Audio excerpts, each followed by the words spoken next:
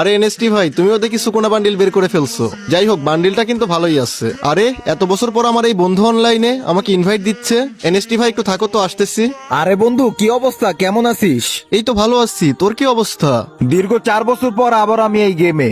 তুই এতদিন পর গেমে ঢুকছিস, তোর ইনভাইট দেওয়া দেখে তো আমি অবাক হয়ে গেছি। ওই যে তোরা সবাই চলে গেলি, আগের মতো আর গেম খেলা হয় না। এই একটু গেমে ঢুকি, একটু একটু খেলে বের হয়ে যাই। সত্যি বলতে তোদেরকে অনেক মিস করি, আর মিস করি আগের দিনগুলা।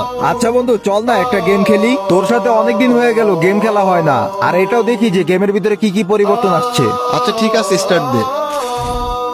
বন্ধু চল পিকে ল্যান্ডিং করব। তোর মনে আছে আগে আমরা সব ম্যাচে পিকে ল্যান্ডিং করতাম, আর আমরা পিকে নামলে আমাদের সামনে কোনো স্কোর দাঁড়াতেই পারতো না। সবকিছুই মনে আছে, এগুলা কি ভোলা যায়? কি রে বন্ধু, তুই এটা আমাকে কোথায় নিয়ে আসলি? কই আবার নিয়ে আসলাম? তুই না আমাকে পিকে নামাইতে বললি? কি বলিস? এটা পিক মানে? আমাদের পিক তো এরকম ছিল না। হ্যাঁ ঠিক বলেছিস, ওই সময় পিকটা এমন ছিল না।